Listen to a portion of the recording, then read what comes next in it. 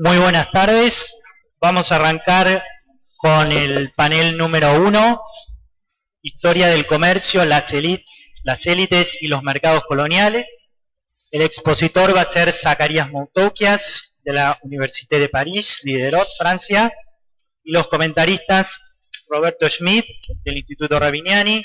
Darío Barriera, de la Universidad Nacional del Litoral, CONICET, y Beatriz Bragoni, del INSIUSA CONICET. Bueno, empezamos con el micrófono cerca. Bueno, voy a tratar de hablar rápido para respetar las consignas de tiempo que nos han dado y quiero comenzar agradeciendo. Primero, agradecer a los organizadores de este excelente homenaje a Jorge y decir lo muy triste que me pone llegar al homenaje de un amigo, pues me recuerda aquello de que los mejores se van siempre demasiado temprano. Y esto resume mi sentimiento de estar aquí, la emoción de participar al homenaje a un amigo que se fue demasiado temprano. También me parece que es importante que nos reunamos para discutir y compartir lo que Jorge nos ha dejado, tratando de mantener en esta discusión el rigor con el cual él siempre ha trabajado y sinceramente, lo digo sinceramente, me siento honrado que los organizadores me hayan estimado a la altura de las circunstancias. Francamente lo pienso. Quiero también agradecer al Centro Franco Argentino y a su director, cuya actividad que me parece está haciendo una excelente actividad, a los servicios de la Embajada de Francia y de la Universidad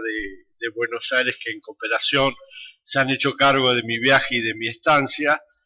Y me parece también importante, pues independientemente de mi persona, de esta manera el CFA asume la presencia de un espacio académico en el cual Jorge se formó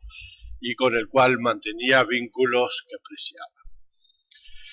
Y agradecer finalmente a los comentaristas que me han aceptado comentar el texto que he preparado, diciendo simplemente también que es un honor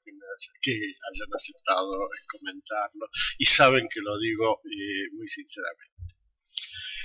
En el texto digo que me costó mucho escribirlo, quizás por la distancia, como que los ecos de fallecimiento de Jorge llegaban desfasados, pero esto que he escrito lo he escrito con mucho afecto. Así que bueno, muy bien. En el texto he comenzado recordando aquellos años en que Jorge llegó a París después de haber pasado casi 4 años en la cárcel como exilado político, recordando la militancia que siguió manteniendo y recordando los espacios de sociabilidad académica, algunos de los cuales compartimos. Los he recordado porque creo que explican el particular mestizaje conceptual que Jorge construyó en los primeros trabajos que son el objeto de mis comentarios. Jorge llegó con el bagaje que le conocemos de su formación teórica como militante y se apropió de unas nuevas herramientas, combinando todo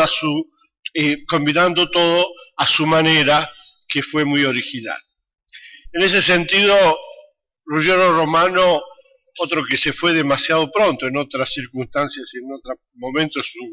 vida, pero que se fue también demasiado pronto, repetía obsesivamente que los latinoamericanos debíamos construir nuestros propios modelos, y Jorge los construyó sus modelos, y creo que la originalidad de su mestizaje conceptual reside en la manera de combinar la problemática de una forma específica de circulación monetaria con el estudio de la formación y madurez de una oligarquía indiana o élite colonial. Son elementos de tradiciones historiográficas bien distintas que Jorge reunió de manera coherente y original con los hilos del bagaje teórico que acabo de mencionar. Ya voy a volver sobre la circulación y las élites, pero para acabar esta introducción diré que los estudios de Jorge sobre las élites, el comercio y los mercados coloniales componen una imagen que reúne la configuración de las élites con el funcionamiento mercantil. Y me parece que podemos resumir sus contribuciones en ese campo diciendo que construyó el rostro complejo y multifacético de un sujeto económico específico a un contexto político de antiguo régimen colonial, pero sin darle a la expresión antiguo régimen colonial, que de hecho no creo que haya utilizado, entonces sin darle a esa expresión ningún peso sustancialista. Y más allá de la importancia que tuvieron los trabajos que comento en el momento de su publicación, o más allá de la novedad que representaban entonces, la actualidad de sus contribuciones reside en que su propuesta de enfocar esa combinación entre configuraciones de los grupos dominantes y la circulación monetaria y el funcionamiento del sistema mercantil o del capital comercial, su manera entonces de reunir estos aspectos, rompe lo que llamo una caja negra conceptual, un artefacto conceptual cerrado como una caja negra con la cual se enfoca la historia económica de las sociedades llamadas tradicionales. Ya voy a volver sobre ello. Cierro la introducción diciendo que la actualidad de las contribuciones de Jorge en este campo subraya la vigencia de la historia económica de esas sociedades tradicionales, donde se supone que no debería haber economía, e invita a renovarla. Como bien sabemos, sus primeras investigaciones están centradas en la emergencia, en la configuración y en la autotransformación de la élite social y política que habría de dominar la ciudad de Buenos Aires de finales del siglo XVI y principios del XVII. El principal esquema conceptual de su enfoque ya está formulado en las conclusiones de su estudio sobre el cabildo y la formación de la élite local entre los últimos años del siglo XVI y las primeras décadas del XVII. Y según sus propios términos, la emergencia de esos grupos dirigentes resultó de una combinación, lo cito, de elementos en la cual no podemos comprender a unos sin los otros. Una combinación que configuró una élite polivalente cuya intervención en el comercio a gran distancia y la apropiación de metales preciosos se articulaba con la acumulación de tierras y el acceso a una mano de obra forzada de indios esclavos. Esta articulación reposaba a su vez en la coexistencia de distintos ámbitos de circulación, la circulación monetaria, que no solo concernía al gran comercio, y la circulación natural, que tenía un perímetro irregular, incluyendo principalmente el acceso a la tierra, la circulación de productos locales y la movilización de la mano de obra. Mientras que la progresiva colonización del cabildo por esta élite polivalente no solo le daba acceso a los dispositivos institucionales que aseguraban la mediación entre los ámbitos natural y monetario, sino que también transformaba a algunos de sus principales actores en jefes de la comunidad política local. Estos son entonces los elementos que componen la combinación en la cual no se puede comprender a uno sin los otros, vuelvo a citar. Comercio, actividades de la tierra, mano de obra compulsiva, administración. De esta manera, el enfoque de Jorge pone el acento en la diversificación como mecanismo de movilidad ascendente y como mecanismo de preeminencia social. Y este enfoque representaba una importante renovación de las ideas que entre los años 70 y 90 dominaban la literatura sobre las élites coloniales. No me voy a detener en el paisaje historiográfico de estos años en que Jorge preparó su tesis. Lohar, Brading, Lader, Sokolov y otros. Resumiré diciendo que tal vez haya sido Lohar quien formuló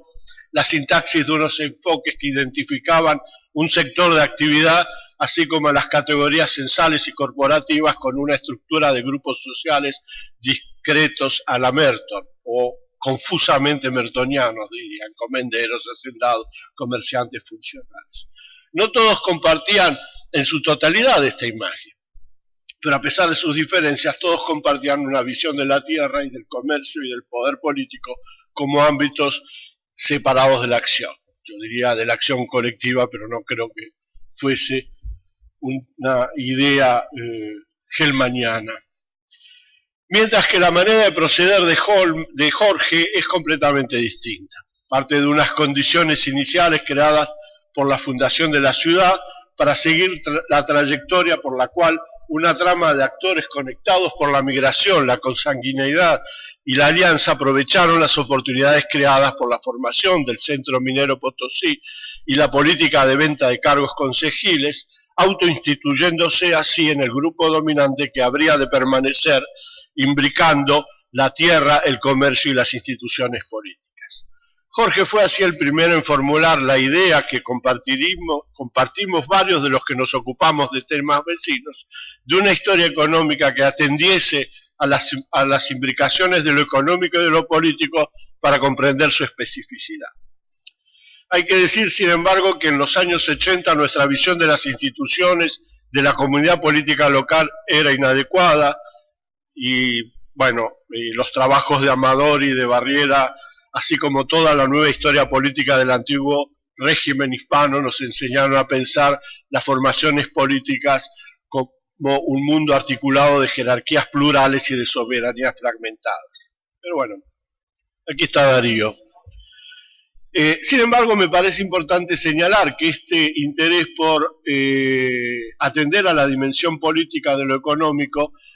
nacía de la idea de unos mercados articulados por distintos niveles de circulación. No me voy a detener, tampoco lo he hecho mucho en el texto, en la muy interesante historia de los comentarios que recibió en los años 1930 el libro de Dobbs. Comentarios en los que participa gente como Mark Bloch o Eli Escher, el Escher del teorema de Olin Escher sobre el comercio internacional. Pero hay que recordar que en estos comentarios dominaba el problema la problemática del sector natural como ámbito de intercambio directo de productos y no como ámbito el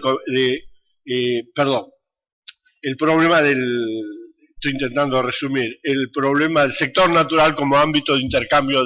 directo de productos. A esto Romano introduce una idea o acentúa una idea, da un giro, que es el hecho de que el sector monetario explota al sector no monetario, al sector natural. A partir de ahí va creándose un dispositivo por el cual, digamos, que aparece en el momento en que Romano estudia la economía chilena, que lo fascina. ¿Por qué lo fascina? Porque esta idea de que un productor de metales preciosos, o en el espacio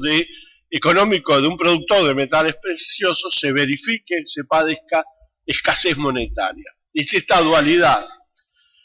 Entonces, a partir de ese momento, se crea en la discusión un dispositivo en el cual se combina la escasez monetaria, una pluralidad de formas de trabajo forzado y de apropiación política coactiva de recursos utilizados en la producción de bienes destinados al mercado. Hay que entender que el interés de Jorge por atender a la dimensión política de lo económico, como dije, remite a estas cuestiones. Luego Garavaglia se apropia de este esquema desde otra historia, su participación en los debates sobre los modos de producción en América Latina, y finalmente Jorge produce su propio mestizaje, la construcción política de la dominación económica de una oligarquía indiana y la trayectoria de Juan de Vergara, que encarna esa evolución, jefe de la comunidad política local, señor del cabildo de tierras y de hombres, gracias a los recursos de la acumulación de plata. Todo esto puede parecer otra galaxia historiográfica que solamente los que nacimos antes de 1955 podemos, y no voy a decir cuánto antes, podemos interesarnos. Sin embargo, los últimos trabajos de Stanziani sobre globalización y trabajo forzado, o recientemente vi pasar un coloquio sobre violencia, coacción y acumulación primitiva, están remitiendo al mismo tipo de problemáticas, olvidándose de la genealogía de esta discusión. Cierro paréntesis, vuelvo a Vergara. Entonces, los trabajos de Jorge sobre la compra de cargos concejiles y los trabajos sobre las monedas de la tierra deben leerse entonces juntos, como dos aspectos de una dinámica. Esto nos da el hilo conductor de una antropología política de las dinámicas económicas o una antropología económica del juego institucional. En este entre dos podemos entender esa institución que eran los mercados. ¿Por qué una antropología? Porque necesitamos pensar el sujeto económico cuya lógica es específica a su contexto, pero discernible. Hay un sujeto económico, contrariamente a la idea de unas economías tradicionales reducidas a la administración de la casa señorial. Nunca han leído Aristóteles bien. A la administración de la casa señorial, que reducen como clavero las transacciones al don, al beneficio y al reconocimiento antidoral, diluyendo toda posibilidad de sujeto económico. Y como dice Todeschini en su crítica a Clavero, las relaciones de patronazgo no solo no se oponen a los mercados, sino que las construyen. Y es lo que Jorge muestra también desde otra entrada. Y vamos viendo entonces unos puntos de su actualidad. Tenemos entonces la imagen de Juan de Vergara personificando las dinámicas que construyen el orden colonial local en la formación de Buenos Aires. Esta imagen prefigura el perímetro de problemáticas y el temario con los cuales Jorge habría de encarar el estudio sobre Domingo Belgrano, el mercachifle que mencionó Juan esta mañana. En este estudio se trata, como bien sabemos, de observar el carácter del capitalismo mercantil y las articulaciones por las cuales éste dominaba distintos modos de producción en un contexto colonial. Para ello tenemos una problemática, entonces, desgranar los dispositivos del capital comercial como mecanismo de dominación colonial. Y una manera de proceder, analizar la trayectoria ascendente de un gran comerciante. Y creo que la combinación de esta problemática y de esta manera de proceder evita lo que, en mi opinión, constituyen los principales puntos ciegos de la historiografía que se ha ocupado de dos aspectos centrales de las oligarquías indianas: el papel de las relaciones interpersonales y del parentesco en la formación de la empresa comercial o comercial a gran distancia, y el papel de la movilidad atlántica o transnacional en la configuración de dichas élites coloniales. Sus puntos ciegos, o los puntos ciegos como los creados por las visiones sustancialistas presentes en los estudios de principios mediados de los 80, como los de Kiksha, sobre la familia patriarcal, donde la familia patriarcal es tratada como una organización en el sentido que la sociología de las organizaciones habla de las organizaciones, casi como que el patriarca se convierte en una suerte de presidente ejecutivo de la familia patriarcal. Por otro lado, el recurso a categorías confusamente mertonianas, que en la manera como las utiliza Balmori separa la tierra, el gran comercio y las estructuras administrativas y poder político en ámbitos segmentados de rentabilidad.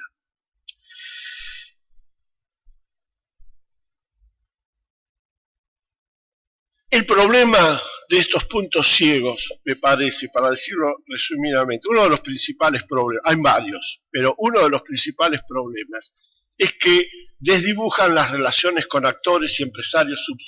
subalternos, que era un dispositivo central del capital comercial como mecanismo de dominación colonial, que era también un eje igualmente central del análisis de Jorge. Y si esta discusión subraya la renovación que el texto de Jorge representó en el momento de su publicación, los puntos ciegos historiográficos presentes en los trabajos dedicados a las movilidades atlánticas destacan la importancia que dicho texto conserva en el debate con contribuciones recientes. Así, la presencia de don Domingo Belgrano Peri en Buenos Aires desde finales de la década de 1750 resultó de uno de los tantos recorridos dentro de la diáspora genovesa desplegada en la segunda mitad del XVIII entre el Mediterráneo occidental y el Atlántico hispánico, a la cual Brilli le ha dedicado recientemente un libro que encuentro fino y elegante. Esto explica sin duda que el principal agente de Belgrano en Cádiz fuese Juan Enrile, un destacado miembro de la comunidad genovesa,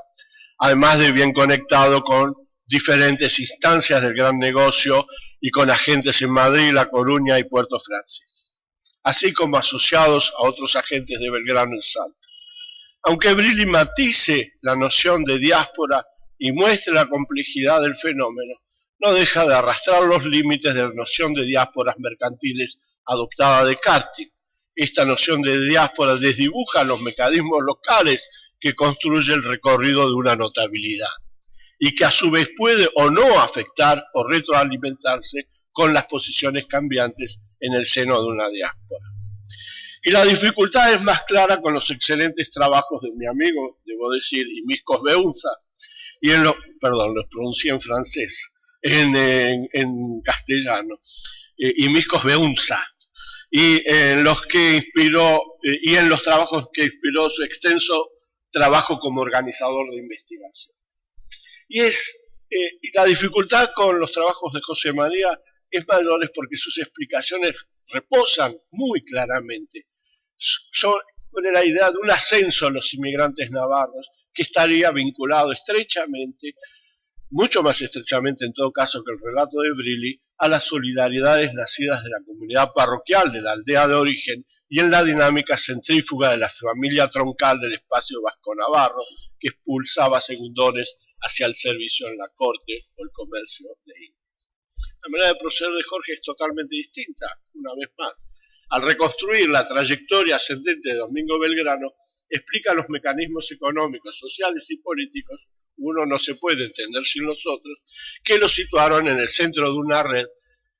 que desde una localidad periférica del imperio como Buenos Aires se extendía hacia este y el otro lado del Atlántico y hacia el interior. Y Belgrano estaba en el centro de una red porque era la suya, como la de cada uno de sus agentes. No constituye una empresa familia, como dice Alperín en el último libro su último libro sobre Belgrano, sino cambiantes configuraciones de conglomerados empresarios, como lo muestran los análisis de Jorge del encadenamiento de compañías y su superposición con una pluralidad de modos de transacción. La autoridad y el margen de negociación de Domingo Belgrano en este conjunto era naturalmente función de su notabilidad social, cuya construcción tenía su propia dinámica, pero reposaba igualmente en la articulación de dispositivos del capital comercial. Su análisis muestra la pluralidad de espacios sociales que atravesaban esas configuraciones de negocio hacia abajo y hacia arriba. Empresas coloniales, sí, la discusión es pertinente, pero no es lo que intento subrayar ahora. Lo que intento presentarles, me parece, o lo que intento presentarles, cuenta subrayar que estas configuraciones suponen relaciones más o menos estables construidas con una diversidad de materiales o recursos sociales combinados o usados alternativamente. La consanguinidad o la alianza, como el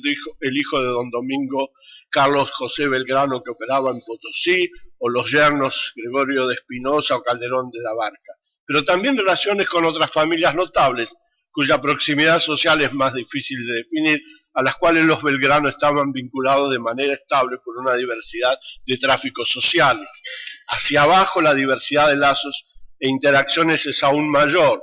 desde las que Belgrano o sus hijos y parientes entablaban con agentes menores, hasta las relaciones más o menos salariales y la esclavitud del universo laboral de la estancia administrada por Domingo Belgrano, pasando por las relaciones con empresarios subalternos que aseguraban algunos de los servicios indispensables. Nos faltan contratos que formalizan la naturaleza de las transacciones, y los recientes trabajos de Martin Wasserman nos muestran o ilustran la profundidad temporal de la importancia de esos contratos, pero no delimitaban una empresa, sino que se superponen con formas de cooperación que la desbordan. Se me puede objetar que esta insistencia en la diversidad del mundo social de un gran comerciante no es más que una manera de forzar puertas abiertas, subrayando lo que es obvio para el sentido común. Sin embargo, los puntos ciegos mencionados, los puntos ciegos de la década del 80 y los puntos ciegos más recientes, solo dejan visible en el estrecho segmento de los grupos que dominaban la sociedad colonial rioplatense el espacio de las relaciones sociales del mundo doméstico de las redes de familias notables, así como los vínculos sociales del espacio jurisdiccional de la organización corporativa y de los grandes negociantes. Y esta visión de la configuración de los grupos dominantes deja fuera de escena las contribuciones de Jorge sobre los mecanismos del capital comercial y desdibuja, con el tiempo, estoy ansioso porque no sé,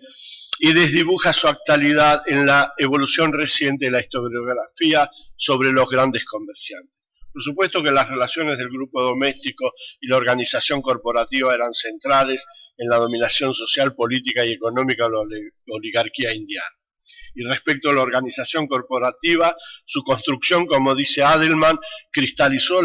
su propiedad política del comercio atlántico. Pero el encumbramiento reposaba en el complejo de interdependencias que atravesaban los espacios sociales, articuladas por los mecanismos estudiados por Jorge, en particular los de la circulación monetaria, los avances no monetarios y el contrapunto del crédito y de la deuda. Y aquí volvemos a la imagen de Clavero sobre las economías tradicionales, dibujada precisamente a través del análisis del crédito,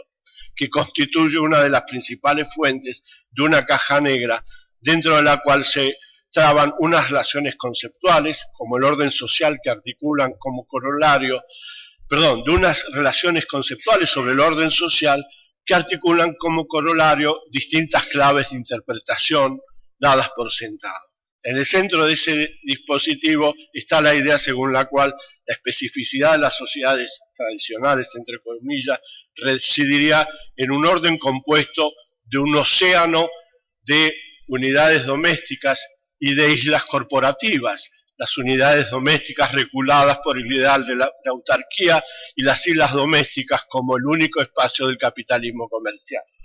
Y entre las principales claves interpretativas están el papel de los lazos tradicionales, de los vínculos comunitarios, las transacciones como simple mecanismo de don y de contradón, el encastramiento de lo que hoy designamos como economía en otros ámbitos de lo social y lo cultural, con la consecuente inadecuación de los conceptos actuales de la teoría económica para analizar aquello que en las sociedades tradicionales no constituía un ámbito específico de actividad, etcétera, etcétera. Entre quienes comparten este enfoque, no todos utilizan todo el contenido encerrado en esa caja negra conceptual, pero todas las nociones están conectadas en un artefacto analítico cuya visión del orden social y de sus claves de interpretación está dada por sentado, va de suyo. Sería entonces superfluo abrir la caja negra, basta con decir economías o sociedades de antiguo régimen y ya sabemos de lo que estamos hablando y de lo que no viene a cuento hablar, delegando las explicaciones en el potencial invocatorio de la caja negra. Creo que las ideas de Jorge sobre el capitalismo comercial y los mecanismos del gran comerciante rompen la caja negra. Y la manera como selecciona y lee sus fuentes le permiten desmontar los dispositivos de esos mecanismos a la manera como Giovanni Levi desmonta el funcionamiento y la formación de precios en un mercado de la tierra en el siglo XVII. Tres elementos componen, a mi entender, dichos dispositivos. Un sistema monetario en el cual coexisten diferentes niveles de circulación, cuyo funcionamiento alimentaba la exportación de metales preciosos hacia los mercados externos, donde estos encontraban naturalmente mejores términos de intercambio, la escasez y sentido de la circulación monetaria. El uso del crédito y la compensación de deudas como modo de circulación, fiado y deuda generalizada, y la integración del gran comerciante en las estructuras locales de la autoridad soberana, el poder político pieza clave del dominio del gran comerciante. Sobre ellos reposaba tanto la capacidad de arbitrar entre mercados externos e internos como las pautas de inversión, y la racionalidad de las pautas de inversión explican la trayectoria del ascenso del gran comerciante como un sendero de diversificación. Les ahorro la cita de Jorge, porque creo que esta vez sí me estoy pasando de tiempo.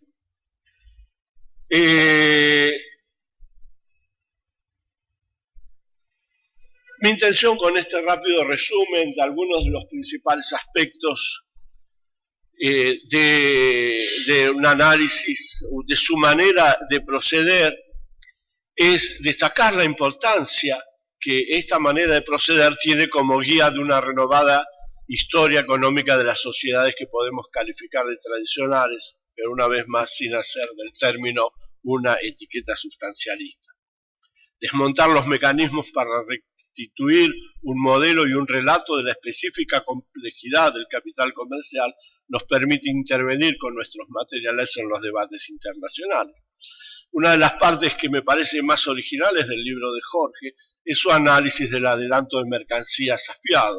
combinadas con la cesión de deudas a terceros como modo de pago. El mecanismo daba lugar a una generalización de las deudas cuya expresión era el propio inventario del testamento de Belgrano. Y estos mecanismos abren distintos hilos de discusión, entre ellos los de Ago y el mercado de Roma en el siglo XVII. Renata Ago analiza el mercado de Roma como un mercado barroco donde la debilidad de la demanda y la escasez monetaria imponían, como en el espacio rioplatense, la generalización de la venta a crédito y el uso de las deudas activas para saldar las pasivas. En el análisis de Jorge, la venta a fiado, que distingue del crédito monetario, era también una respuesta a la escasez de moneda metálica, pero que al mismo tiempo la alimentaba gracias a la capacidad de negociación que conferían las relaciones políticas. Ambos construyen el sujeto económico en el contexto de las sociedades y mercados que estudian. Lejos de los mercados competitivos, sin duda, pero más lejos aún de la ausencia de sujeto económico. Entonces, de Juan de Vergara a Domingo Belgrano, Jorge dibujó la evolución y transformación del grupo que dominó el Río de la Plata colonial y cuya acción determinó la configuración cambiante de los mercados. Trazó así el perfil de uno de sus sujetos económicos, mostrando la importancia de la historia de las economías de las sociedades coloniales. Nos dejó pistas y materiales para el continuo trabajo de renovación, el diálogo interdisciplinar y comparativo.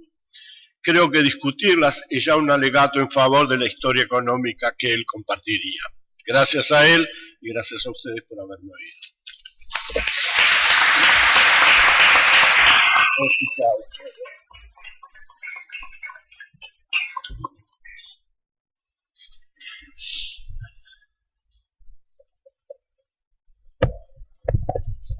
¿Se escucha? ¿No? ¿Ahora? Bueno, buenas tardes. Bueno, primero que nada, quiero agradecer la posibilidad de participar de esta mesa con tan distinguidos colegas para recordar nada menos que la obra de Jorge Gelman. En particular, obviamente, en esta mesa lo intentamos hacer en torno a la propuesta que nos hicieron sobre comercio, élite y mercados coloniales. Primero, antes de pasar algunos breves comentarios del excelente trabajo que Zacarías nos ha ofrecido y del cual estoy totalmente de acuerdo con todo lo que ha planteado, digamos, me parece que ha hecho una excelente presentación, quisiera aclarar, digamos, que a pesar de... Bueno, digo, a pesar de del tiempo transcurrido, a muchos de nosotros nos cuesta mucho poder hablar de Jorge, en particular a mí, digamos, se me quiebra la voz y me cuesta mucho, y me costó mucho, a medida que leía el trabajo de Zacarías, digamos, poder pensar el trabajo de Zacarías sin recordar charlas, vivencias y cuestiones compartidas con Jorge, dado que, como dijo Silvia Rato hoy en su presentación, digamos, nos resulta, sobre todo a la generación que estudiábamos en Buenos Aires en la época de la dictadura, digamos, y tuvimos la suerte de los últimos años de la década del 80 de poder recepcionar un conjunto importante de investigadores que regresaban a la Argentina, entre los cuales sin duda se destacó muchísimo Jorge desde su primer momento, y en particular porque tuve la suerte de que cuando Jorge se reinsertara en la Universidad de Buenos Aires, lo hiciera en la cátedra de Historia Colonial, como alguien ya comentó esta mañana, en la cual yo y otros colegas éramos estudiantes recién graduados por graduarse, y Jorge desde ese primer momento, digamos, sin ningún tipo de dificultad, se transformó al mismo tiempo en un compañero de trabajo, amigo y maestro, que siguió siendo durante todo el tiempo, en el cual hemos podido disfrutar, digamos, de esas tres cuestiones no menores que Jorge nos ofreció. Y digo, todavía hoy me cuesta pensar día a día, digamos, que tiento a pensar algo y escribirle a Jorge un mail para comentarle alguna cuestión, releyendo estos libros que justamente, o estos artículos justamente Jorge escribió en esa época, más o menos en los 80, principios de los 90, digamos, como horas centrales, digamos, y que de alguna manera nosotros como estudiantes jóvenes pudimos tener la suerte de que a medida que Jorge trabajaba, podíamos ir charlando con él su investigación, digamos, releerla hoy, casi 30 años después, no me resultó para nada fácil poder separar todos esos campos. Pero bueno, intentando y aclarando esto, y que me resulta muy difícil poder hacerlo sin una permanente emoción y mirada, si quieren, que va mucho más allá de lo que Zacarías nos ha ofrecido con mucha inteligencia y sagacidad. Digo, lo primero que quisiera decir, digamos, es marcar tres cuestiones que me parece que el texto de Zacarías nos ofrece y que para mí me parecieron lo más sustancial, no solo por lo que los libros representan hoy, en relación a la cuestión comercio, élite y mercados coloniales, sino porque me parece que fueron desde el primer momento en que los mismos comenzaron a circular, por lo menos para gran parte de nosotros, se transformaron en, digamos, lecturas sustanciales. Y digo, ¿por qué lecturas sustanciales? Bueno, primero, como bien marca Zacarías, porque Jorge, digamos, siempre se caracterizó, y en este tema en particular, digamos, es muy claro en estos libros, su preocupación por construir matrices conceptuales, digamos, que sin duda tiene mucho de genialidad y de una preocupación permanente, al mismo tiempo que Jorge era y fue siempre un gran lector y un gran, digamos, divulgador de las grandes discusiones y los grandes debates internacionales. Jorge logró, digamos, desde una mirada de estudio sobre el Río de la Plata, construir sus propias problemáticas y herramientas de trabajo. Y me parece que esa forma de trabajar, esos aportes, digamos, fueron vitales en esos años 80 y 90, digamos, reflujo de la historiografía argentina y latinoamericana, digamos, y creo que siguen siendo todavía hoy un interesante modelo para seguir pensando cómo trabajar estas cuestiones, más allá de que ha corrido mucha agua sobre el río, creo que siguen siendo muy válidos, y esta idea de construir conceptos de agrupaciones en diálogo y en debate con la historiografía internacional, me parece que es un camino fructífero que Jorge nos marcó desde el primer momento en que lo conocimos, conociendo la historiografía que él nos permitía acceder en esa época, y sobre todo referido al tema de comercio, élite y mercados. La segunda cuestión, digamos, que también marca muy bien el trabajo de Zacarías, es que Jorge centró ese estudio en las oligarquías mercantiles en el siglo XVII y XVIII, digo, primero en una tesis doctoral nunca publicada, lamentablemente, digamos, pero de la cual sí conocemos algunos artículos, y después en sus trabajos posteriores sobre el siglo XVIII y de ese gran libro que acá tiene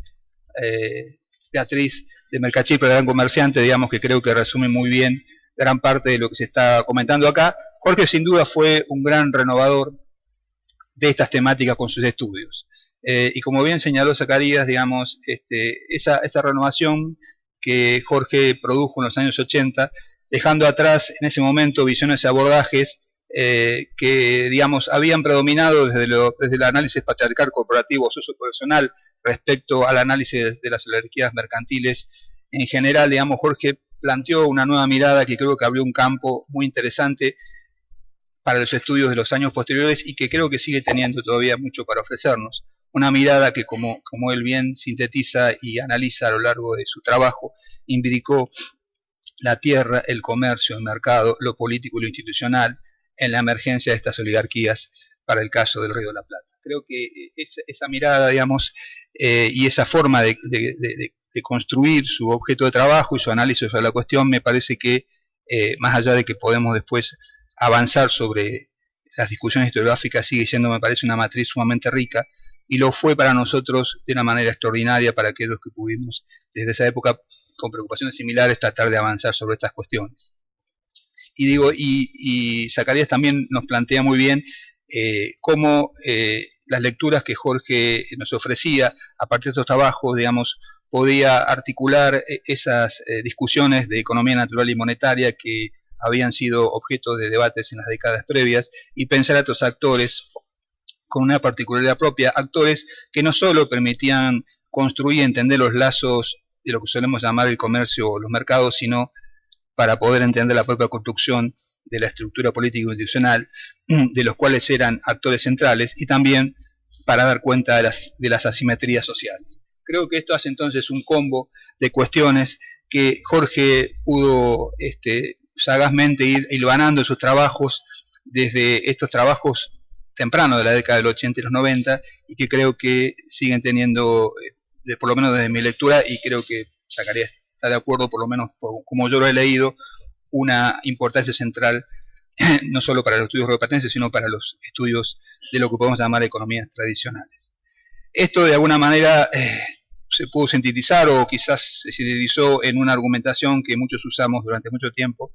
en torno a lo que Jorge llamó las élites polivalentes, digamos, que enlazaban estos diversos niveles y dispositivos de circulación, de forma de pago, de usos de créditos y de deudas, y de integración de ese gran comercio con las estructuras de poder y las estructuras sociales en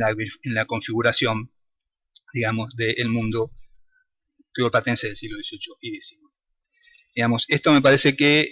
es una de las grandes cuestiones que los trabajos de Jorge sobre esta cuestión nos han legado, digamos, así como también, digamos, que estas articulaciones y enfoques y conceptos, digamos, son sin duda un patrimonio que me parece que, y en parte luego quiero extenderme sobre esto, tiene mucha importancia para estudiar, y sin entrar a tratar de analizar los debates conceptuales, que lo son interesantes y mucho, digamos, pero para tratar de entender sin entrar en los rótulos lo que podemos llamar a grosso modo las sociedades tradicionales, que por lo menos mi mirada, y para el caso latinoamericano, va mucho más allá del siglo XVII y XVIII, digamos, y en ese sentido la obra de Jorge sobre estos temas, creo que, por lo menos en mi reflexión y en mi lectura, nos llevan a terrenos, digamos, mucho más extensos y más complejos que los que Jorge mismo le dio en sus trabajos para el siglo XVII y XVIII. Desde esas perspectivas, digamos, y desde estas tres grandes cuestiones que me parece que Jorge nos aportó en torno a su trabajo sobre comercio élite de mercados coloniales, comparto por completo lo que Zacarías nos ha mostrado con sutileza y con un desarrollo profuso de esta mirada de Jorge. Lo que me preguntaba, a partir de la lectura del trabajo de Zacarías, y él avanza un poquito en eso, era también en qué medida estos importantes aportes de Jorge no solo son un cimiento de producción historiográfica, sino también no son una obra que nos permite seguir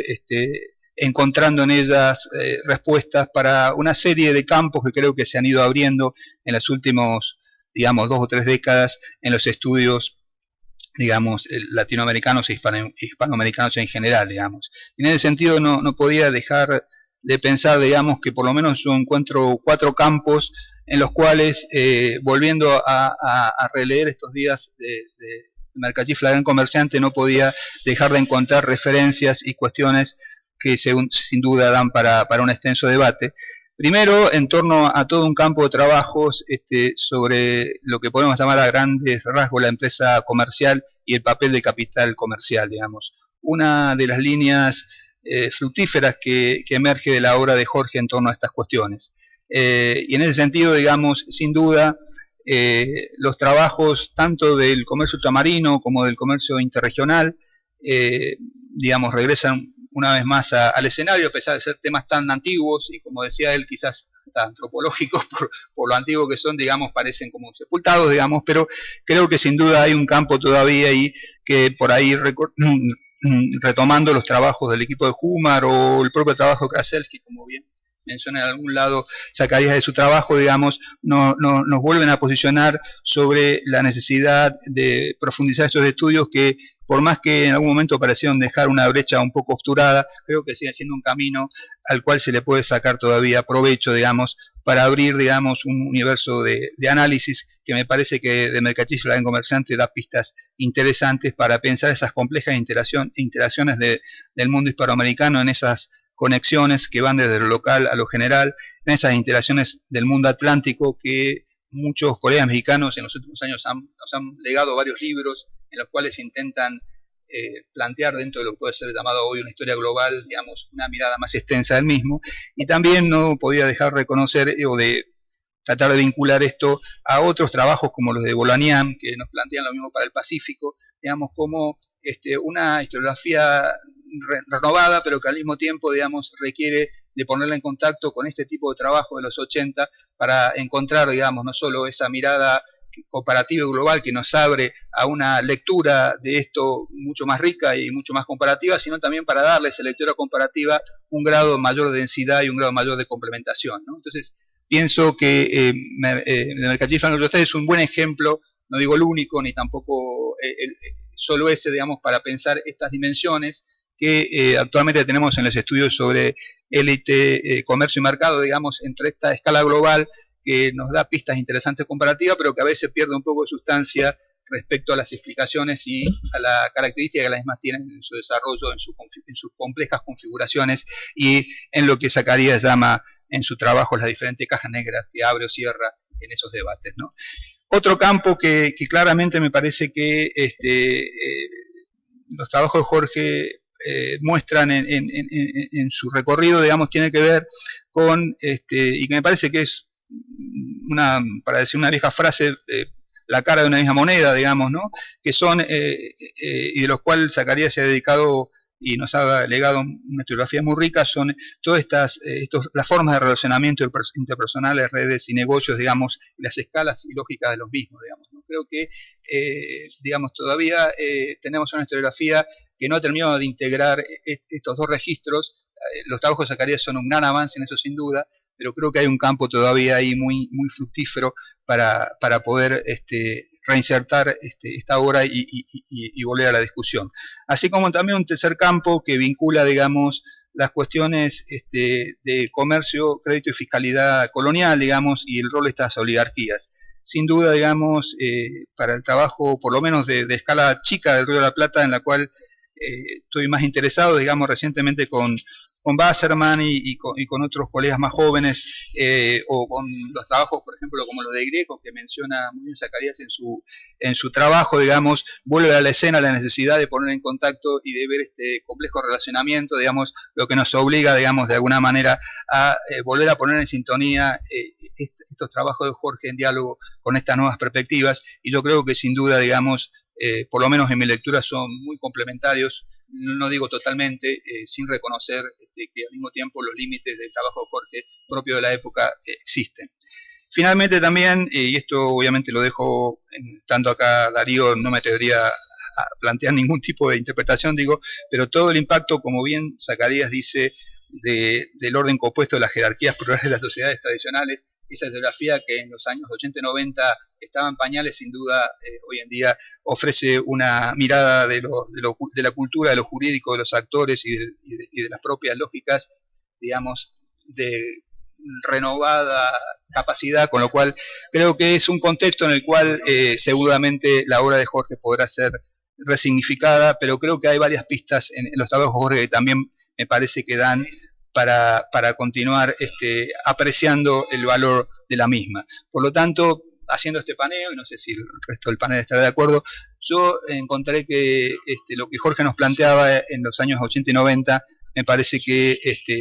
puede dialogar tranquilamente con estas 4 líneas historiográficas y que creo que es muy útil, digamos, para seguir pensando la interacción de líneas que muchas veces, no digo que estén divorciadas, pero que dialogan poco entre sí.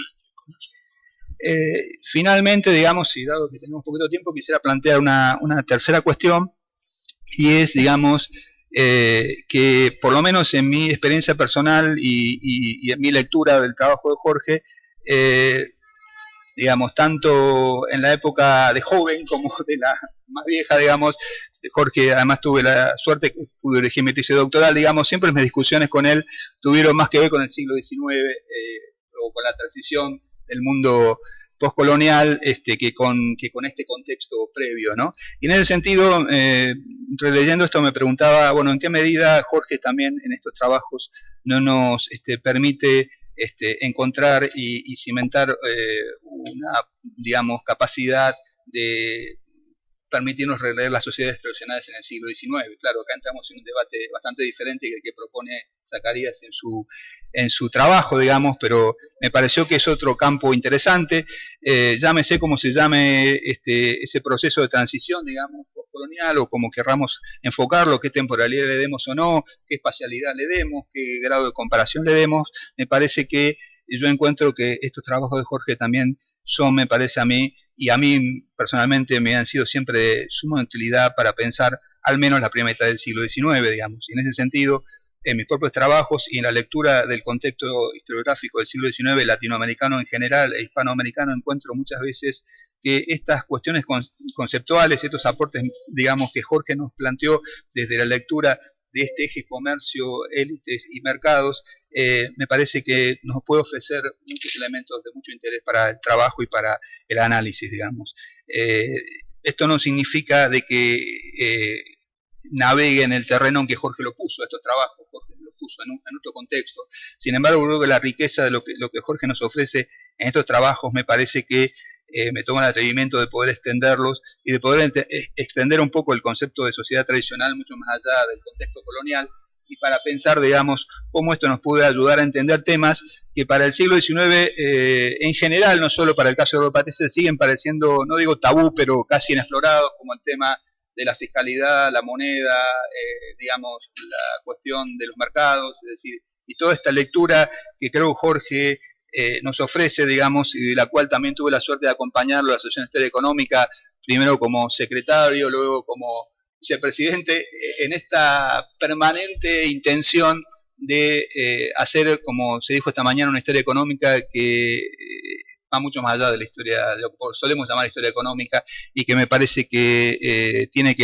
dialoga y tiene que dialogar con no solo con una historia social, sino también con cómo esto nos puede ayudar a entender estas sociedades, digamos, en un periodo que ya se escapa un poco de la lectura que Zacarías nos ofrecía, pero que creo que por lo menos para mí y para muchos otros colegas, tanto discípulos de Jorge como no discípulos, me parece que ha sido también una fuente permanente de reflexión y de inspiración para analizar esa transición, y en ese sentido me parece que también el trabajo de Jorge en este campo es un cimiento interesante para entrar en diálogo, vuelvo a decir, sin mitificar los aportes de Jorge. Creo que ayudan a una discusión, y sobre todo me parece a volver a poner estas cuestiones que se debatían en los 80 de nuevo en un contexto quizás de reapropiación, en una historiografía un poco renovada, pero que hay muchas cuestiones que esto podría aportar para resolver. Y en ese sentido cierro diciendo que en esta relectura, como alguien dijo esta mañana, extraño un poquito menos la ausencia de Jorge, porque Jorge me sigue ayudando a pensar, y eso fue lo que hizo siempre, ayudarnos a pensar, ayudarnos a trabajar, y siendo siempre un, digamos, maestro, un amigo, un compañero que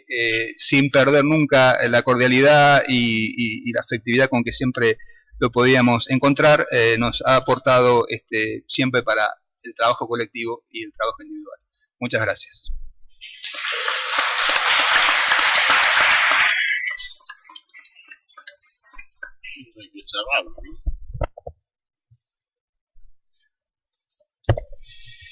Bueno, también me toca agradecer estar acá. Gracias a Julio, Daniel, a Juan Luis, Noemí, la anfitriona flamante, directora del instituto, y a los colegas que pensaron que era bueno que comparta este espacio con ustedes, y que pensaron además que podía aportar algo a la bellísima intervención que otro maestro, al que no estamos recordando, sino que acabamos de escuchar, Zacarías Mustuquias, nos ofreció sobre dos momentos del trabajo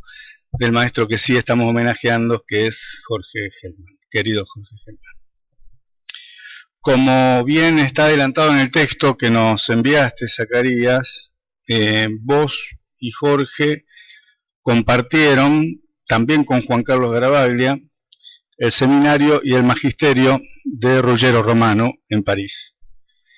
Y Zacarías señala como al pasar una circunstancia que no me parece de menor importancia, y que, si no recuerdo mal, la ha mencionado la ha subrayado Raúl en algún otro momento, y es que Jorge hizo su tesis doctoral muy precozmente. Tenía 27 años cuando la defendió en 1983, que es el mismo año en que, si no me equivoco, también defendiste tu tesis. ¿Estoy bien? Estoy bien. No importa, no importa. En todo caso, Jorge fue un tesista muy precoz.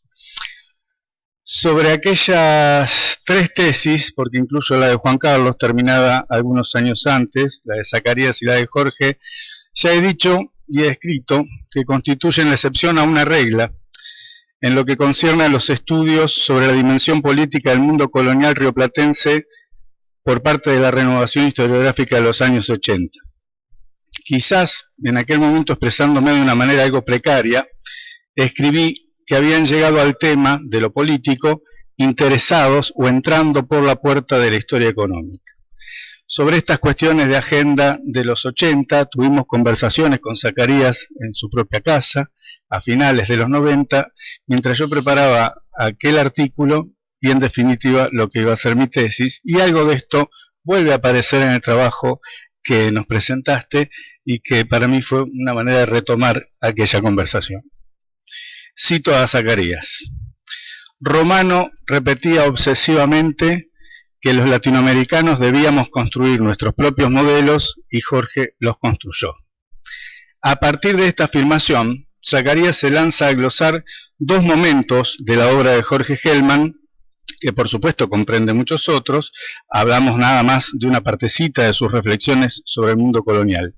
La conformación de las élites en la joven Buenos Aires de comienzos del siglo XVII, que se corresponde con su tesis doctoral del 83, inédita en su formato completo, y uno de sus trabajos mayores, de Mercachifle, gran comerciante, consagrado a Domingo Belgrano Peri, publicado en 1996 por la Universidad Internacional de Andalucía, donde formó a tantos colegas, muchos de ellos, había escrito algunos, pero voy a decir muchos de ellos aquí presentes.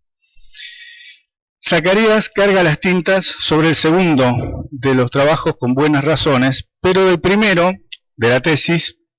no deja de extraer 2 grandes reflexiones que me gustaría compartir.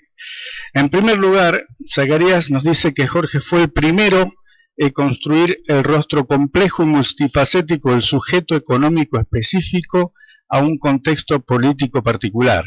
el del antiguo régimen colonial. Ahí aclara que no es una mirada sustancialista, la emergencia, configuración y autotransformación de la élite social y política que habría de dominar la ciudad de Buenos Aires desde finales del siglo XVI y principios del siglo XVII. La segunda reflexión es que esa complejidad de la mirada de Jorge no derivaba tanto de una concepción sustancialista o de la aplicación de alguna categoría de análisis, sino precisamente de una investigación que dotó de sentido a la noción de élite polivalente, esto va por mi cuenta, a partir de estudiar muy concretamente cómo se producía a escala humana la coexistencia de los ámbitos de circulación monetaria y natural en concurrencia con la inserción de esos comerciantes en la arena local del poder político, es decir, en el cabildo. Sobre este primer momento, que es sobre el cual me parece yo puedo decir un poquito más que sobre el otro, me parece que habría que agregar otras 2 cosas. En primer lugar, que esa localidad que estudió Jorge muta de manera muy fuerte justo en los años que él estudia, entre 1600 y 1617, al punto tal que Buenos Aires pasa de ser una ciudad sufragánea a ser cabecera de una gobernación, y de una gobernación que hasta muy entrado el siglo XVIII, yo diría hasta que se crea el Virreinato del Río de la Plata, tiene relaciones permanentemente díscolas con el virreinato que la alberga. Desde su creación a finales de 1617 y hasta el gobierno de Ceballos e incluso el de Bertis en la década de 1760 y 1770, los gobernadores de Buenos Aires fueron muy poco aficionados a reconocer la autoridad política del virrey del Perú. Creo que la relevancia de los estudios sobre el carácter atlántico de las relaciones porteñas que hizo el propio Zacarías me relevan completamente a argumentarlo, pero es importante subrayar que ese dispositivo de poder político mutó no tanto por una voluntad expresada en la corte itinerante o en los mandatos de Felipe III, sino, y esto es la clave, por la presión de ese complejo conjunto de agentes que actuaba en Buenos Aires, mercaderes, muchos de ellos portugueses, como vos sabés mejor que nadie, que gobernaron la ciudad y el espacio paraguayo por ese entonces. Si ese primer trabajo ya nos deja ver claramente que Jorge era un historiador de intersecciones y de matices, el segundo, el libro sobre Belgrano Peri, lo pone todavía mucho más claro. Hablamos de un trabajo publicado hace ya 23 años. Y aquí me interesa muchísimo la lectura que Zacarías hace sobre el libro de Jorge, porque pone de relieve una profunda vocación antisustancialista, con la cual estoy completamente de acuerdo. Esta vocación se expresa a través de un espejo negativo, al que voy a llamar muy rápidamente la caja negra de Clavero, quien se lleva la peor parte en el texto, y un espejo positivo, cuál es el relevamiento que hace sobre el modo en que Jorge Hellman construía sus argumentaciones. En este renglón se destaca una cuestión teórica. Zacarías afirma que, cito, Jorge fue así el primero en formular la idea, que compartimos varios de los que nos ocupamos de temas vecinos, lo dijo tal cual, de una historia económica que atendiese a las imbricaciones de lo económico y lo político para comprender su especificidad. Y aunque no fuera el primero, porque es algo de lo que yo no puedo estar tan seguro como vos, porque no dispongo de toda la serie, estoy sí completamente seguro de que fue uno de los que mejor lo hizo, y más explícitamente. En un artículo que hace mucho más de 20 años hacemos leer sistemáticamente a los estudiantes de Historia de América Colonial en Rosario, Jorge, que es digo cuál es el artículo, se llama En torno a la teoría de la dependencia, los polos de crecimiento y la crisis del siglo XVII, publicado en un Reader editorial, editado en Salamanca en el año 93. Jorge ahí deja muy claras cuáles son las conexiones entre hacer historia y una forma de ver el mundo que desde luego parte de cómo se ve el presente. Allí, además de notarse la influencia de algunos escritos de Rosa Luxemburgo, lo que puede verse muy concretamente es la manera en que Jorge batallaba contra otros sustancialismos, eran otros los fantasmas, no la caja negra de Clavero, como el de la mano invisible del mercado. La hipótesis de Zacarías es que este interés por atender a la dimensión política de lo económico respondía a la idea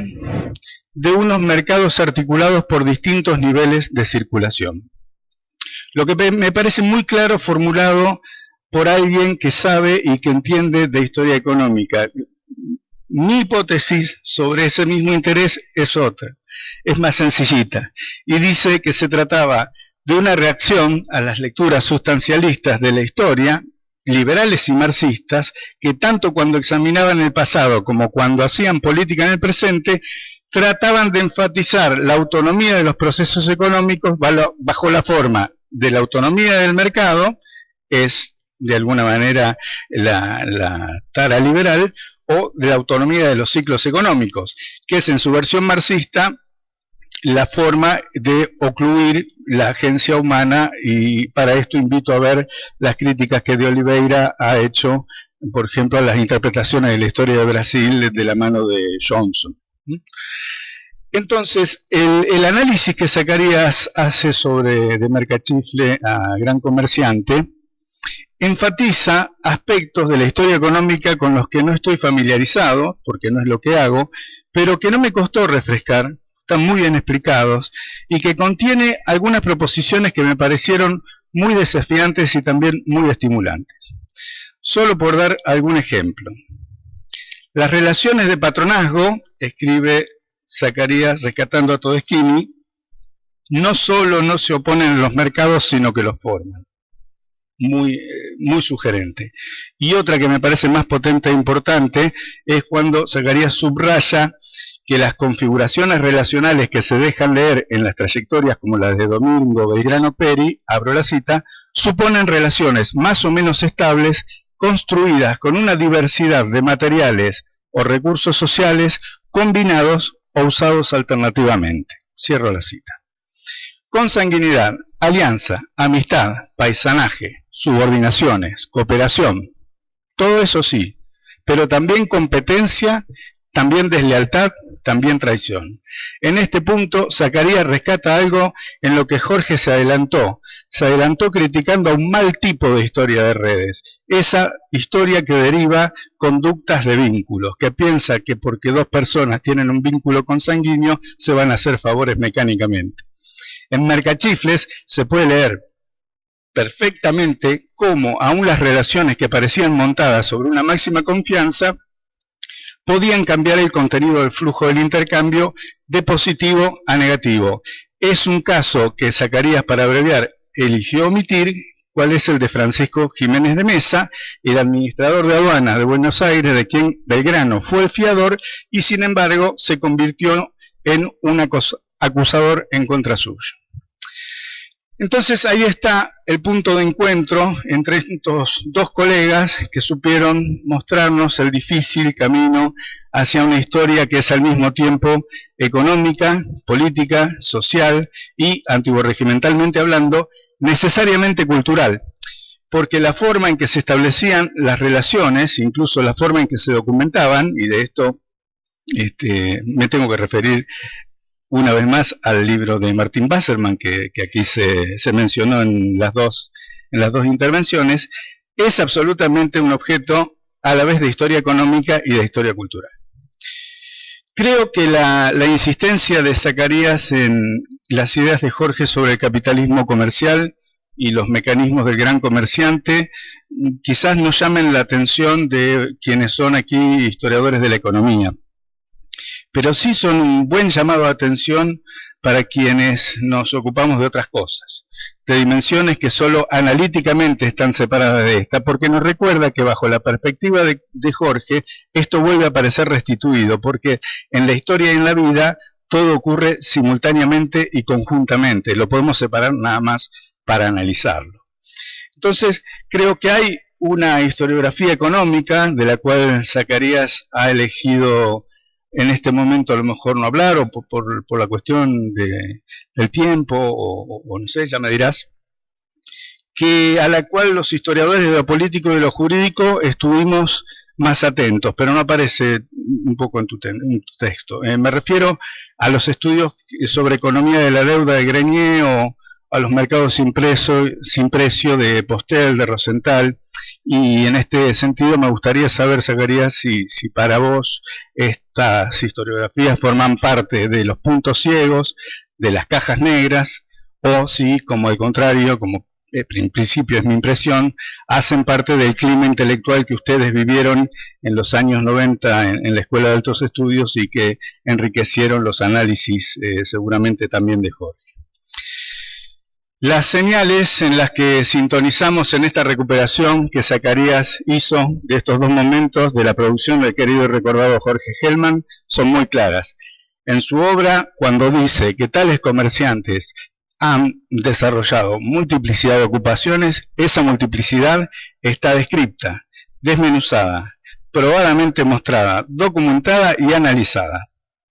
Jorge no solamente hablaba de mecanismos, sino que mostraba cómo funcionaban. Lejos de cualquier sustancialismo, tanto los trabajos analizados como la lectura que nos ha ofrecido hoy Zacarías Mutuquias son propuestas nítidas a favor de una historia cada vez más comprometida con teorías que colocan la acción y la interacción social como primer soporte de cualquier trabajo serio.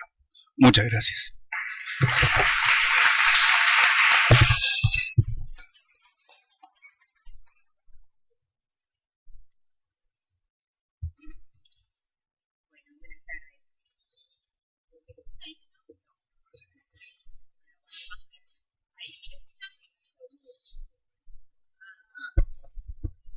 Ahí.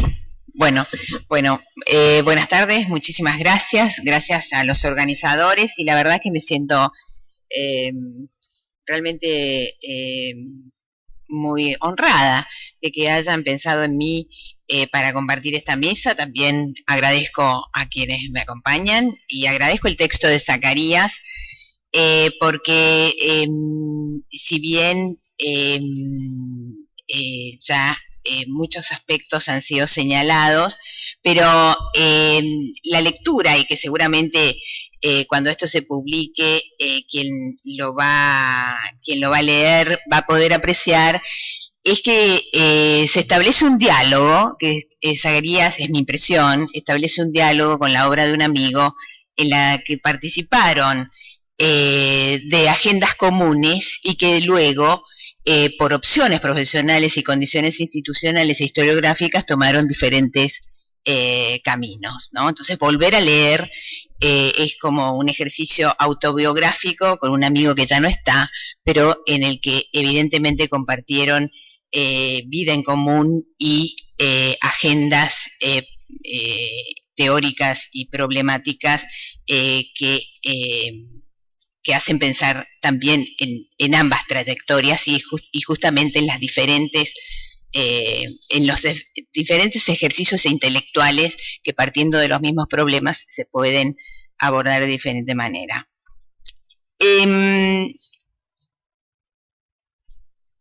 A mí me resultaron muy interesantes algunos tópicos o algunos tips que el texto de Zacarías presenta. Uno de ellos tiene que ver con una feliz expresión de mestizaje conceptual. Esa idea, de esa recomendación del gran maestro que aquí ha sido evocado, de Ruggiero Romano, de que los latinoamericanos tenemos que generar nuestras propias matrices interpretativas, pero esa noción de mestizaje me parece que es muy feliz, y es más feliz en más de un motivo. Sobre todo porque el enlace trazado entre, diríamos, ese primer personaje, ese primer actor, que es Juan Vergara en el tema de la tesis, y la exitosa trayectoria ascendente de Belgrano Peri, le ha permitido extraer la manera en que el examen de las prácticas de quienes se erigieron en la cumbre de la sociedad de la Buenos Aires colonial le permitió formular un modelo original sobre los mecanismos del capital comercial que lo surtió de herramientas eficaces para después migrar, Jorge, estoy hablando, hacia otras temáticas, ¿no? Y en ese sentido vino a mi memoria, y este homenaje también ha tenido gran parte de ejercicio personal, vino a mi memoria que en ese tránsito, que cuando él había abandonado, diríamos, o estaba abandonando los temas sobre comercio y élites, en ese tránsito fue cuando yo lo conocí, en 1997, y él generosamente, como lo hizo siempre, accedió a conversar conmigo sobre los 2 primeros capítulos de la tesis que yo aspiraba a defender. Y de la charla que mantuvimos en la oficina que ocupaba antes de convertirse en director del Ravignani, no dejó de señalarme lecturas obligatorias a las que debía prestar atención para fundamentar mi argumento sobre las condiciones en las que una parentela menos expectable de las que él había analizado, aunque indicativa de la reconversión de la economía regional, había experimentado un proceso de promoción social y económica relativamente equivalente al ensayado por otros grupos mercantiles del interior en la etapa abierta con la Revolución. En aquella oportunidad también Jorge me confesó que la tesis que había escrito en Francia y que yo le pedí para leerla, porque quería leer todo, él me dijo que no la había publicado y que tampoco pensaba hacerlo,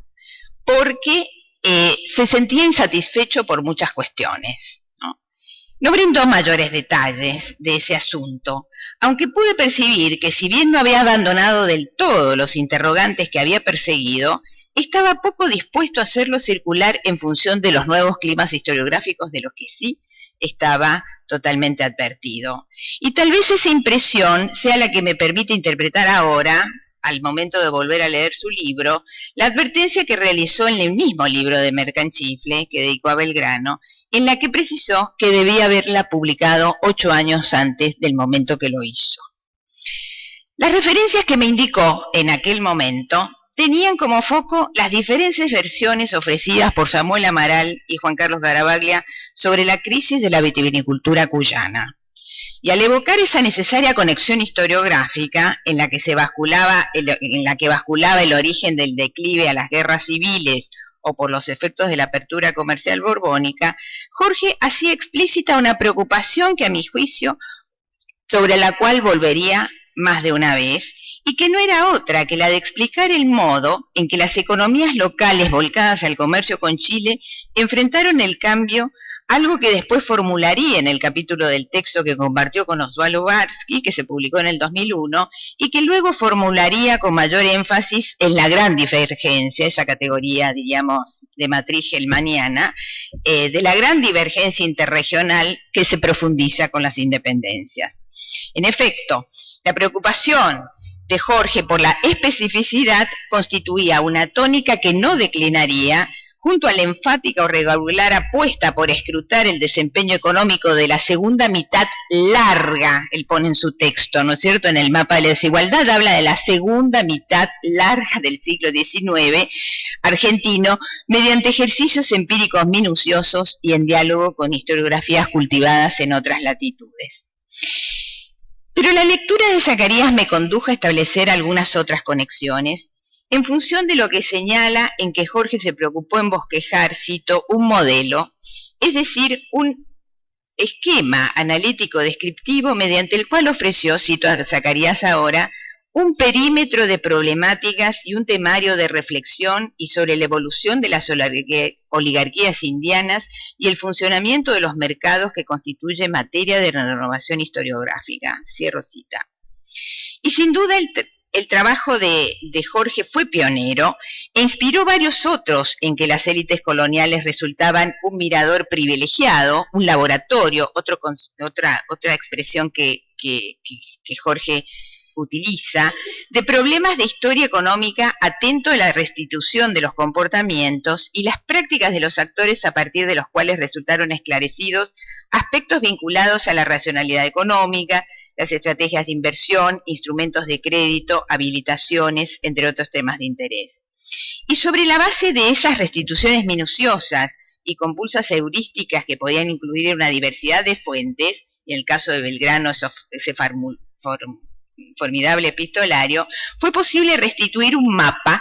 denso de prácticas económicas que, si en el caso de Belgrano Peri habían servido para descifrar claves de la acumulación y apropiación de excedentes en metálico, ese recurso escaso, revelaban también los canales del ascenso en un área marginal del orbe hispánico, preñado de litigios, aunque con capacidad suficiente para renovar la cúspide de la dominación colonial. Al aspecto sin duda relevante, que resultó unido a la comprobación que las familias necesariamente no eran ningún obstáculo, sino vehículo de procesos de transformación económica y social.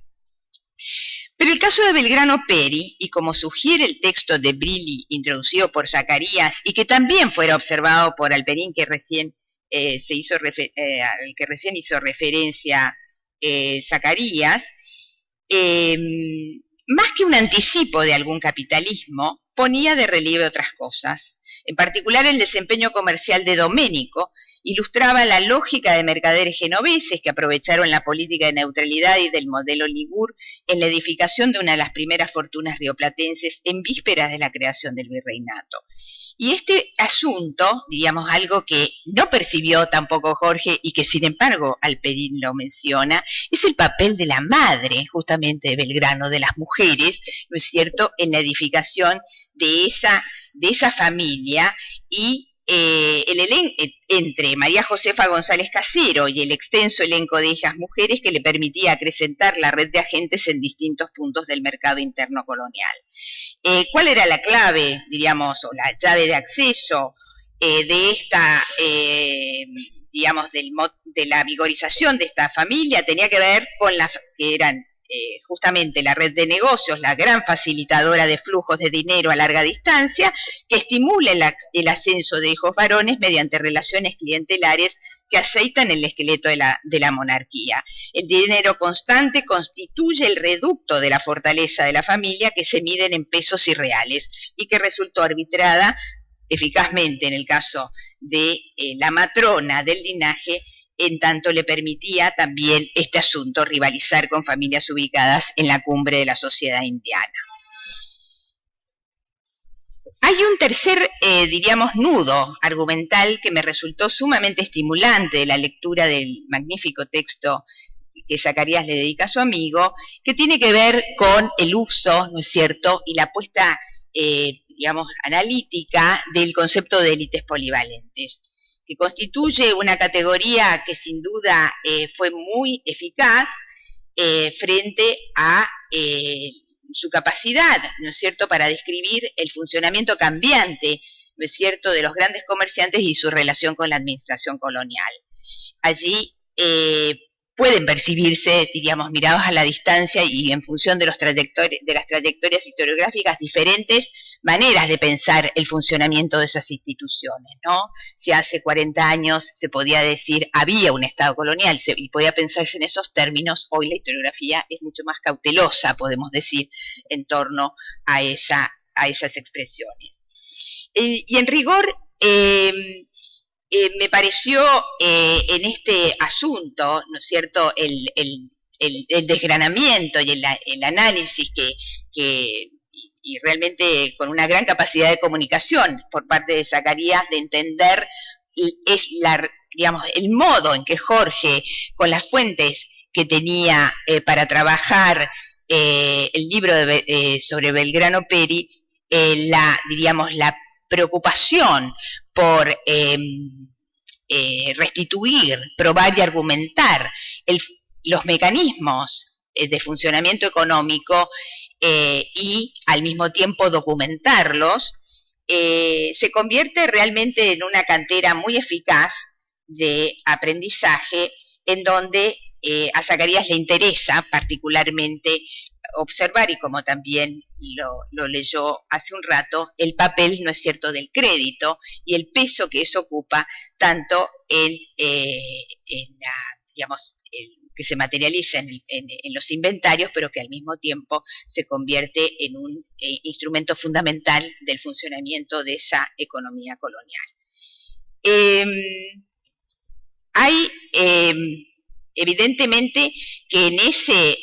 digamos, en esa descomposición y al mismo tiempo interpretación de cómo funcionaban esos comerciantes, cuáles eran los dispositivos y cómo, diríamos,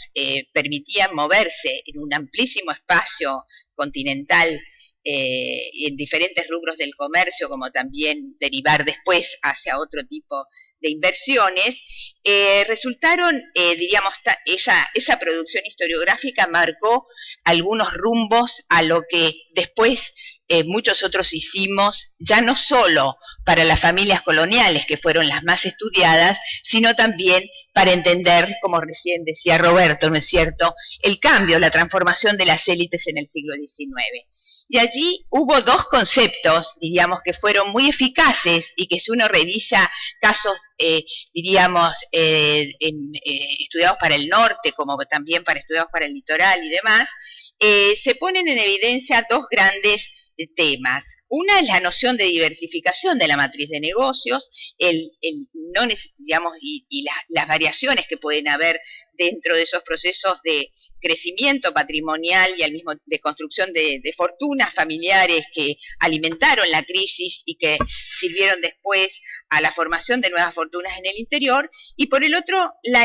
esta percepción que es muy importante, que es que no se trataba necesariamente de élites diferenciadas que operaban indistintamente en la economía y en la administración.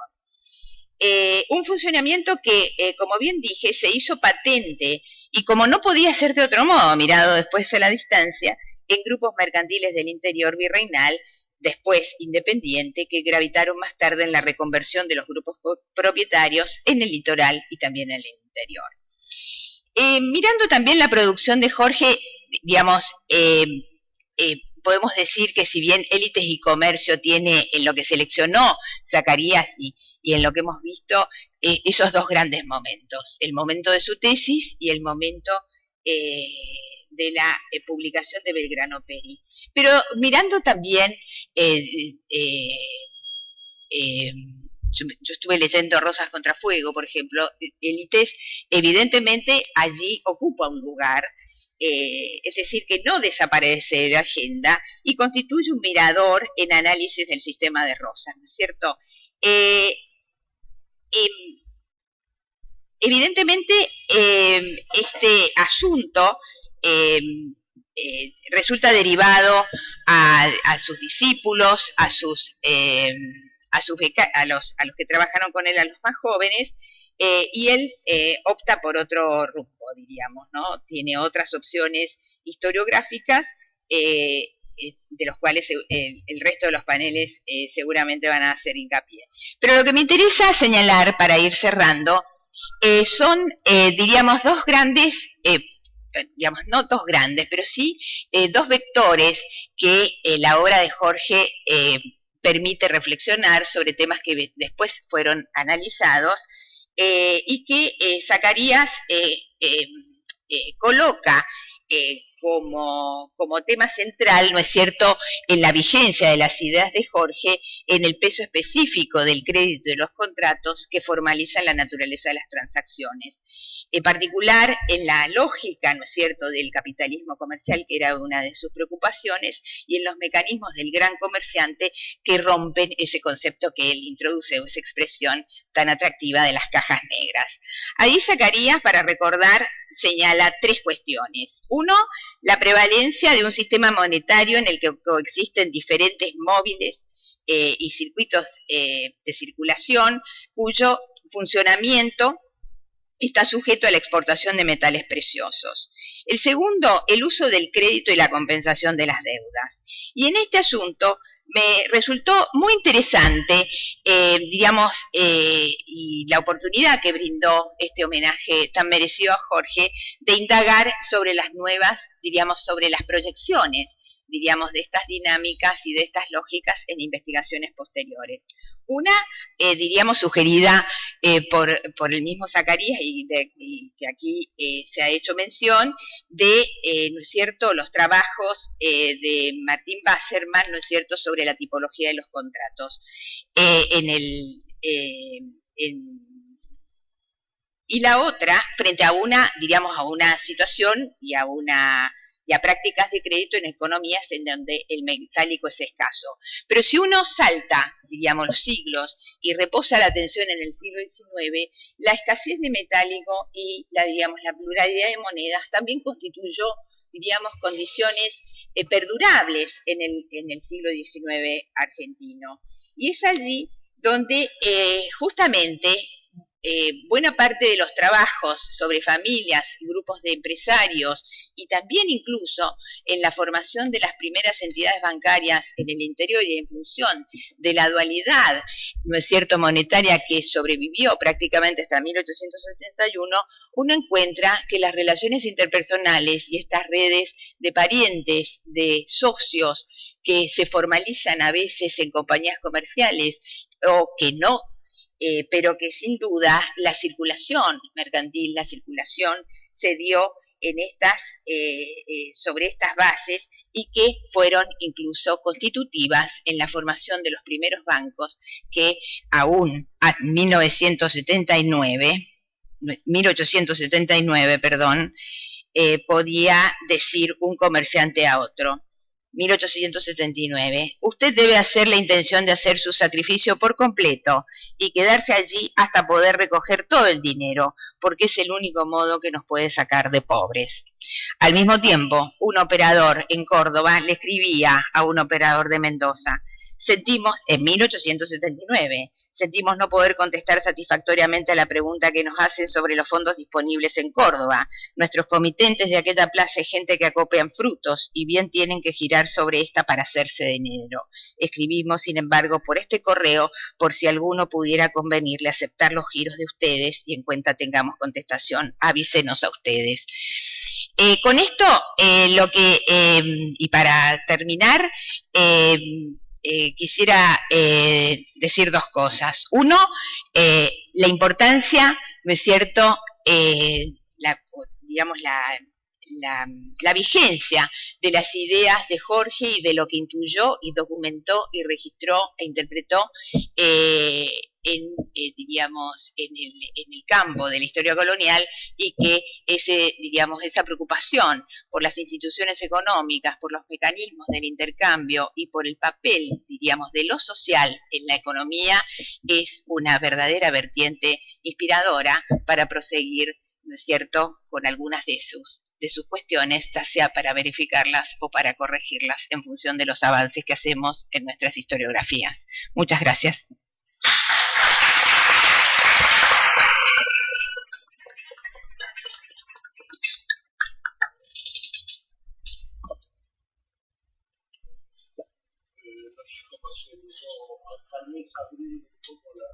Bueno, abrimos entonces los comentarios, preguntas. ¿Sí? Preguntas, comentarios.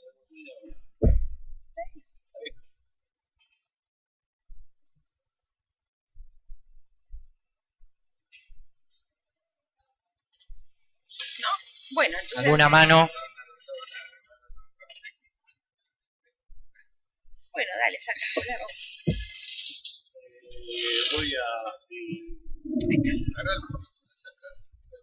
Bueno, hay en realidad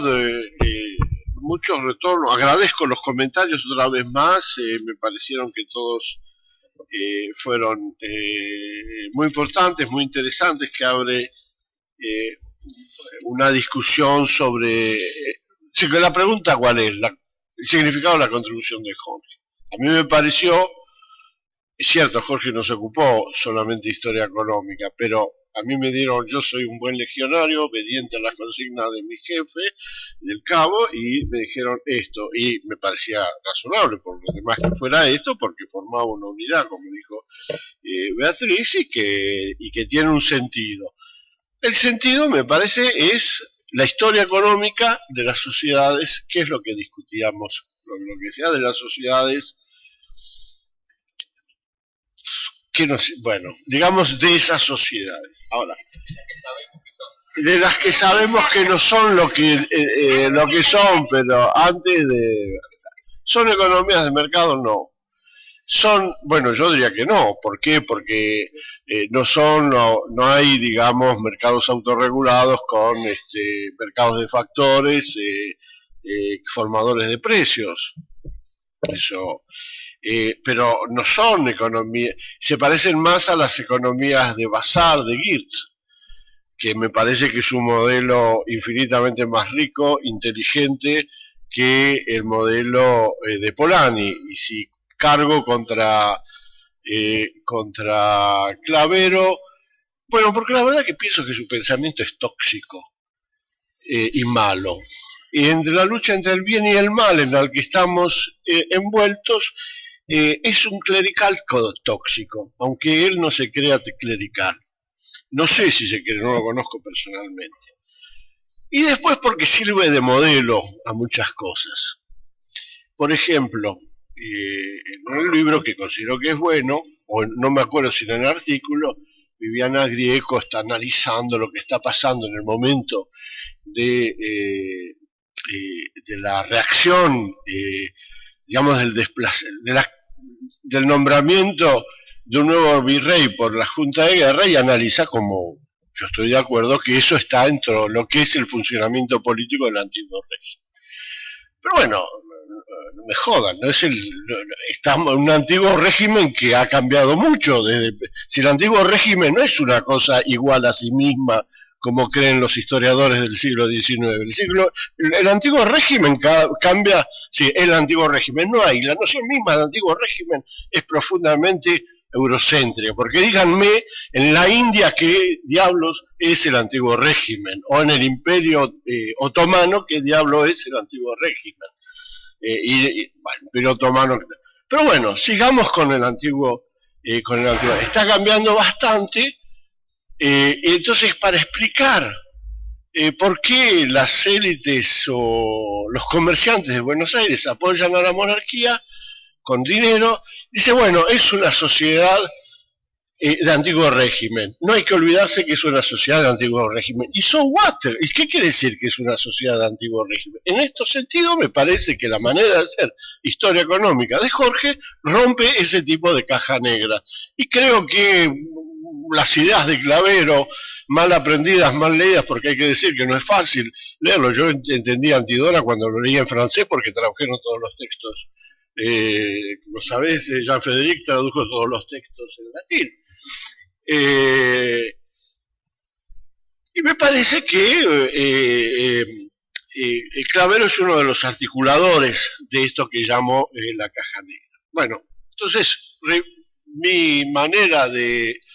digamos, analizar, leer estos trabajos no voy a contar cuántos años después, bueno, el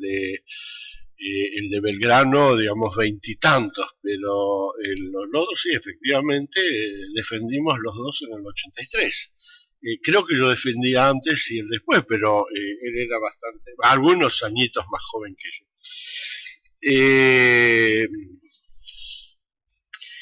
Pero, digamos, bueno, esta fue como se dice en francés, mi démarche. A partir de aquí hay algunas cuestiones. Sociedades tradicionales, sí o no. Bueno, tradicionales, entendámonos, ¿sí? Decir que estamos frente a sociedades tradicionales en una idea teleológica que a las sociedades tradicionales le va a suceder una sociedad moderna, no. Yo nunca he estado de acuerdo con eso y me parece que... entonces, Belgrano, ¿qué es? Belgrano y su esposa, como... ¿Qué son? Sí, son muy buenos católicos y tienen relaciones de patronos, ¿no? Pero sabes muy bien que cuando Belgrano calcula es un maximizador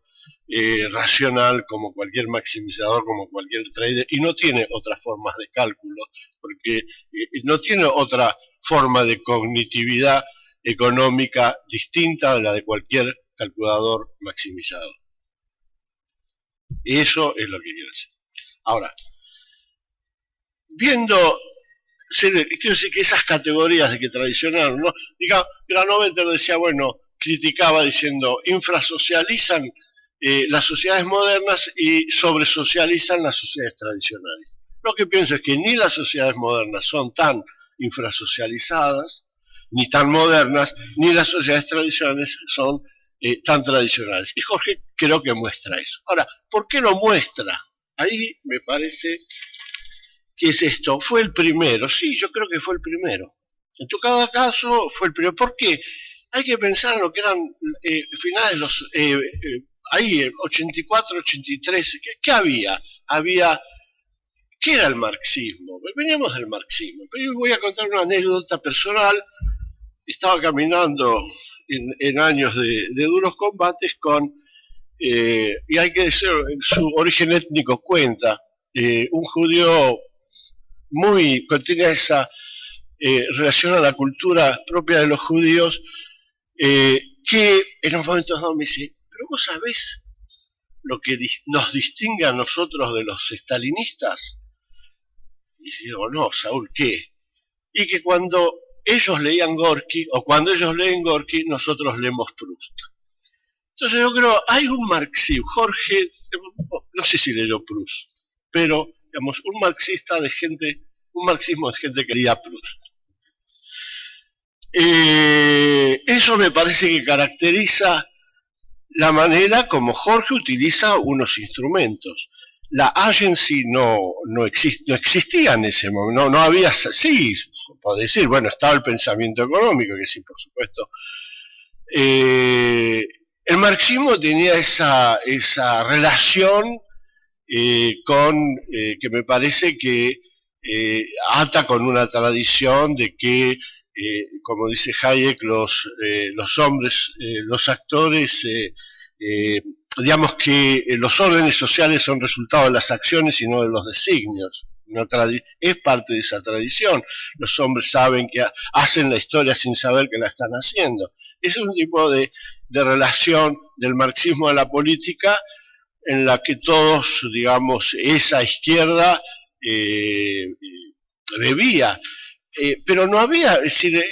lo que había para las economías coloniales, lo más importante era o Asadurian o la discusión sobre los modos de producción de América Latina. Decime dónde había política y actores en ese tipo de... Bueno, Jorge se preocupó de actores. ¿De dónde lo sacó? Yo no me preocupé de actores. Ahora, ¿dónde lo sacó? Yo trabajé el contrabando. Así que sí, estábamos ahí, él se ocupó de actores. Ahora, ¿fue Romano? No, yo creo que fue Jorge. Y en eso fue el primero. Ahora, el primero de una generación. Después, si a mí me lo metes en una serie que empieza, qué sé yo, en las ciencias sociales de fin del siglo XIX, no te sabría decir. Pero yo creo que... Entonces, la autonomía del mercado, sí, la autonomía del mercado. Y esto quiero defenderlo, pero no de los mercados modernos. Si vos me decís el libro sobre los mercados sin precio, bueno, el título es tramposo. Mercado sin precio es formación de precios en el mercado de los notarios de París en el siglo XVIII. Es una, ni Postelvinet, ni Rosenthal, ni Hoffman son neoclásicos, son cuantitativistas finos, pero no son neoclásicos. Entonces, diría hasta que me parece que es una visión demasiado moderna de los mercados de ese periodo. Así que yo en eso estoy de acuerdo y creo que esto Jorge también lo compartiría. También estoy de acuerdo con la idea de que esto de las redes, bueno, lo de Jiménez de Mesa, lo de las redes, cito de nuevo a Granovetter, en ningún lugar, la rentabilidad de hacer trampa es inversamente proporcional a la confianza. Ahí donde tienen mucha confianza que vos podés ganar dinero haciendo trampa. Entonces sí, es Jiménez de Mesa, creo, y lo que... Sí, efectivamente esa visión no... Ahora, voy a terminar diciendo, perdónenme que me ocupe más de él, porque todos han hecho comentarios interesantes por la cuestión del mestizaje, pero no tengo, estoy de acuerdo. Pero me parece que los que trabajamos y siguiendo en esta línea, de esta manera, creo que el diálogo en la historia política es importante. Pero ustedes también tienen que entender a nosotros y hacer un esfuerzo por entender que cuando hablamos de instituciones no estamos hablando de la misma cosa. Ese es el punto central. Para ustedes las instituciones es lo jurídico. Para nosotros las instituciones son reglas y hay diferentes escuelas, que va desde la más neoclásica hasta la escuela del convencionalismo francés. Y es lo que dice Didier cuando habla la monarquía como convención, con reglas tan integradas que ni siquiera se necesitan explicitar, pero que permiten anticipar comportamientos. Para nosotros acercarse a lo político, me parece, es eso. Y de alguna manera Jorge se acercó a lo político porque esto de la economía natural y la economía monetaria, que sí era tradición romaniana, indudablemente,